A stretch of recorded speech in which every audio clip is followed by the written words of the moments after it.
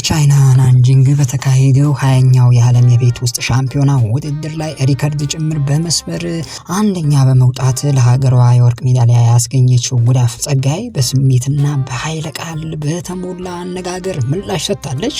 ከዚህ ጣፋጭ ድል በኋላ ጉዳፍ አንዳንዶችን ያስደሰተ አንዳንዶችን ደግሞ ያስኮረፈ ነገርም ተናግራለች። የጉዳፍ ይህንን አነጋጋሪ ምላሽ ምንድነው? ለማንና ለምንድነው ምላሹን የሰጠችው የሚለውንም ጨምረን በመረጃ ሰዓታችን እናጋራቸዋለን። በሌላ መረጃ ደግሞ በቻይና ናንጂንግ ኢትዮጵያን በመወከል ወደ ስፍራው ያቀናው አትሌት በመጨረሻም ውድድሩ ላይ ይሳተፋል ተብሎ ሲጠበቅ የውሃ ሽታ ሆኖ ስለጠፋው የምናጋራችሁ መረጃ አለ። ኢትዮጵያን ወክሎ ቻይና የሄደው ይህ አትሌት ከጠፋ በኋላ በሱ ምትክ ሌላ አትሌት አልተተካም። በዚህ ርቀት ኢትዮጵያ አልተወከለችም። የአትሌቱ መጨረሻ ምን ሆነ? በጉዳዩ ላይ የተወሰኑ መረጃዎችን የማጋራችሁ ይሆናል። በሌላ በኩል የኢትዮጵያ ልዑክ ቡድን ወደ አዲስ አበባ ሲደርስ መንግስትን ወቅሷል።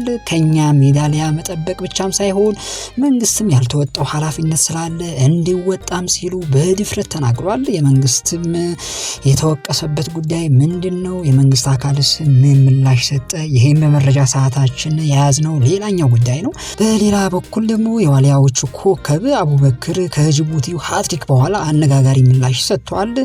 ይህንን አነጋጋሪ አቡበክር ምላሽም የምትሰሙት ይሆናል። ሰላም ውድ የዛሬ ሚዲያ ቤተሰቦች፣ የተለያዩ ስፖርታዊ መረጃዎችንና እንዲሁም ደግሞ የአትሌቲክስ ትኩስ መረጃዎች እንዲደርሷችሁ ቻናላችንን ላይክ፣ ሼር እና ሰብስክራይብ አድርጉ። በመጀመሪያው የመረጃችን በቻይና ናንጂንግ በተካሄደው የዓለም የቤት ውስጥ የአትሌቲክስ ሻምፒዮና ላይ በመሳተፍ በድል ለተመለሰው የኢትዮጵያ አትሌቲክስ ልዑክ ቡድን ዛሬ ጠዋት አዲስ አበባ ሲደርስ በቦሌ ዓለም አቀፍ ኤርፖርትና በቤልቪው ሆቴል ደማቅና የጀግና አቀባበል ስነ ስርዓት ተደርጎለታል። በቤልቪው ሆቴል በተከናወነ የአቀባበል መርሃ ግብር ላይ ጀግናው አትሌት ፍሬወይኒ ኃይሉና እንዲሁም ደግሞ አትሌት በሪሁ አረጋዊ አትሌቶቹን በመወከል በተጨማሪም አሰልጣኝ ይረፉ ብርሃኑ ስለ ውድድሩና የናንጂንግ ቆይታ የገለጹ ሲሆን ፌዴሬሽኑም ላደረገላቸው ደማቅ አቀባበል ስነ ስርዓትም አመስግኗል።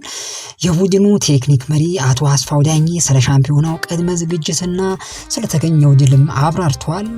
በተለይ አቶ አስፋው የመንግስትን ወቅሷል። መንግስት የትራክ ችግር አልፈታልንም፣ አትሌቶቻችን በትራክ ችግር እየተፈተኑ ነው።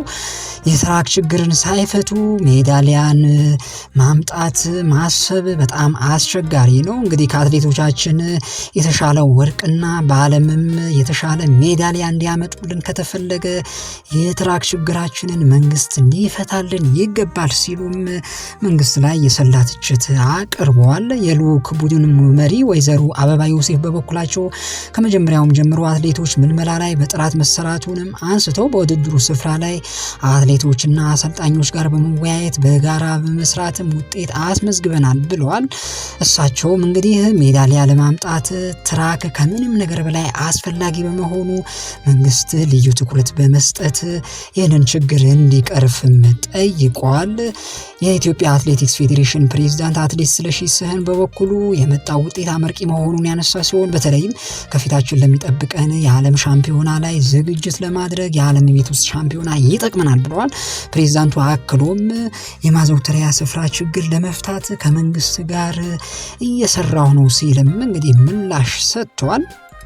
በሌላ መረጃ ደግሞ በቻይና ናንጂንግ በተካሄደው 20ኛው የዓለም የቤት ውስጥ ሻምፒዮና ውድድር ላይ ሪከርድ ጅምር በመስበር አንደኛ በመውጣት ለሀገሯ የወርቅ ሜዳሊያ ያስገኘችው ጉዳፍ ጸጋይ በስሜትና በኃይለ ቃል አነጋጋሪ ምላሽ ሰጥታለች። ጉዳፍ ጸጋይ ብቃቴን ዳግም ለዓለም አሳይቻለሁ፣ በእኔ ጥርጣሬ የነበራቸው ሰዎች ጥርጣሬያቸውን የሚገፍፍ ድል ነው ያስመዘገብኩት ብላለች። የሀገሬን ሰንደቅ ዓላማ ከፍ አድርጌ በማውለብለቤ እጅግ ተደስቻለሁ። ከምንም በላይ የዓለም የቤት ውስጥ ሻምፒዮና ውድድር ላይ ለተከታታይ ዓመታት ምርጥ ሰዓት በማስመዝገቤ ደስታ ተሰምቶኛል ብላለች። ላገኘችው አስደናቂ ውጤት አትሌት ገብረ እግዚአብሔር ገብረ ማርያምን ኮማንደር አትሌት ስለሺ ስህንን ማመስግናለች። ከምንም በላይ ግን የሀገሬን ሰንደቅ ዓላማና ክብር በዓለም አደባባይ ከፍ አድርጌ በማውለብለቤ እጅግ ደስታ ተሰምቶኛል ስትል በስሜት ምላሽ ሰጥታለች። ጉዳፍ በፌስቡክ ገጿ ባጋራችው አስተያየት አንዳንዶች በተለይ በኮሜንት ቦክሷ ውስጥ በመግባት የኢትዮጵያ ክብርና ሰንደቅ ዓላማ ከመቼውም ጊዜ ዝቅ ያለ ክብር ባገኘበት በዚህ ጊዜ በዓለም አደባባይ ሰንደቃችንን ከፍ አድርገሽ በማውለብለብሽና በኩራት የሀገርሽን ፍቅርም በአደባባይ በመግለጽሽ እናመሰግናለን ሲሉ ከፍተኛ የሆነ ምላሽም ሰጥቷታል። እንደሚታወቀው ጉዳፍ እንዲሁም ለተሰንበትና ፍሬወይኒ ኃይሉ ከትግራይ የተገኙ ኢትዮጵያን በዓለም መድረክ የወከሉ ጀግኖች አትሌቶቻችን ናቸው። በተለይ በትግራይ ውስጥ በተካሄደው ጦርነት ምክንያት እነዚህ አትሌቶች ከቤተሰቦቻቸው ለመገናኘት መቸገራቸውና ብዙዎችም በአንዳንድ የፖለቲካ ኩነቶች ምክንያት የኢትዮጵያዊነታቸው ላይ ጥያቄ ሲያነሱ እነዚህ አትሌቶች ግን ሀገር ለመውደድ ምንም አይነት ቅድመ ሁኔታ አያስፈልግም በማለት ለፖለቲካ ነጋዴዎችም በተግባር አሸንፈውና የኢትዮጵያን ባንዲራ ከፍ አድርገው በማውለብለብ በተግባር አሳይቷል። የምርጥ ሰዓቶች ንግስቷ ጉዳፍ ጸጋይ በተለይ በዚህ በናንጂንግ የዓለም የቤት ውስጥ ሻምፒዮና በጣም ታሪክ መስራቷ የሚታወቅ ነው። በነገራችን ላይ አትሌት ጉዳፍ ከአንደኛ እስከ አራተኛ ያሉት ምርጥ ሰዓቶች ባለቤትም ነች። በዚህ በዓለም ሻምፒዮና ማለታችን ነው። ለአብነትም የ1500 ሜትር የዓለም የቤት ውስጥ ውድድሮች ንግስትም በማለትም ብዙዎች እየጠሯት ነው። በዓለም የቤት ውስጥ ሻምፒዮና በርቀቱ ከአንደኛ እስከ አራተኛ ያሉት ምርጥ ሰዓቶች በሙሉ በጉዳፍ የተመዘገቡ ናቸው። ለምሳሌም 3 ደቂቃ ከ53 ሴኮንድ ከ09 ማይክሮ ሴኮንድ ሌቨን ፈረንሳይ ላይ 2021 ላይ ያስመዘገበችው ውጤት አንዱ ነው። እንዲሁም ደግሞ ቶሪን ፖላንድ ላይ በ2025 3 ደቂቃ 53 ሴኮንድ ከ92 ማይክሮ ሴኮንድ በመግባት የዚሁ የ1500 ሜትር ንግስት መሆኗን አስመስክራለች። በሌላ በኩል ደግሞ በቶረን ፖላንድ ላይ በ3 ደቂቃ ከ54 ሴኮንድ ከ77 ማይክሮ ሴኮንድ 2022 ላይ የገባችበትም ሰዓት እንግዲህ የጉዳፍ ምርጥ ሰዓት ተደርጎ ተመዝግቧል።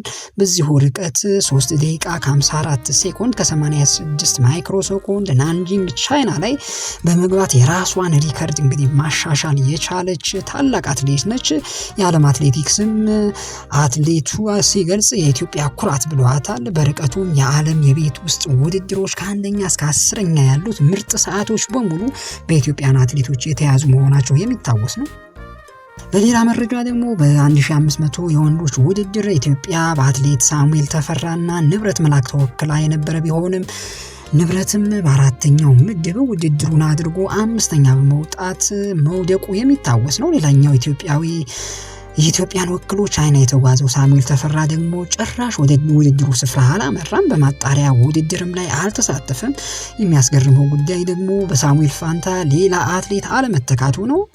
እሁድ በተደረገው የ1500 ሜትር የፍጻሜ ውድድር ኢትዮጵያን በማንም አልተወከለችም። ፌዴሬሽኑም የአትሌት ሳሙኤል ጉዳይና ለምን እንዳልተሳተፈ እስካሁን ምንም ያለው ነገር የለም። ነገር ግን በማህበራዊ ሚዲያ የሳሙኤል ተፈራ በውድድር ስፍራ መጥፋቱ ወይም አለመገኘቱ አስመልክተው የተለያዩ አስተያየቶች በመሰንዘር ላይ ናቸው። የፌዴሬሽኑም በዚህ ጉዳይ ላይ ማብራሪያ እንዲሰጥ ጉትጎታዎች እየተካሄዱበት ነው። በነገራችን ላይ ፌዴሬሽኑ በዚህ ጉዳይ ላይ የሚሰጠው አስተያየት ወይም መግለጫ በፍጥነት የምናደርሳችሁ ይሆናል።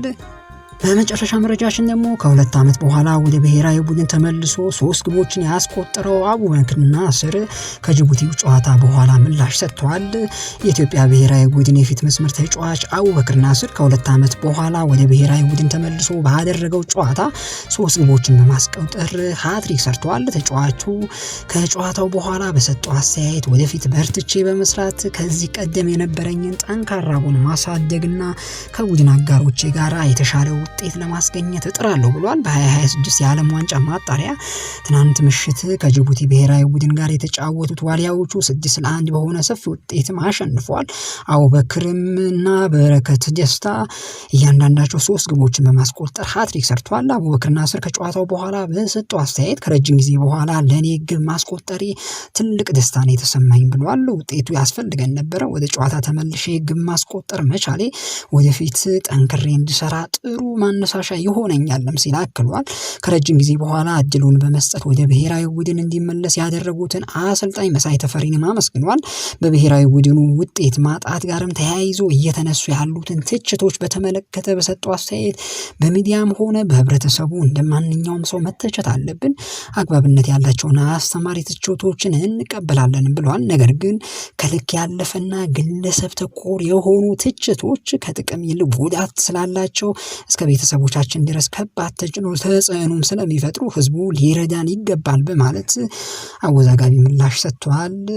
ውድ የዛሬ ሚዲያ ቤተሰቦች ለአሁን ያስኳቸው መረጃዎች እነዚህን ይመስሉ ነበረ። መልካም ጊዜ ይሆንላችሁ። ቻው ቻው።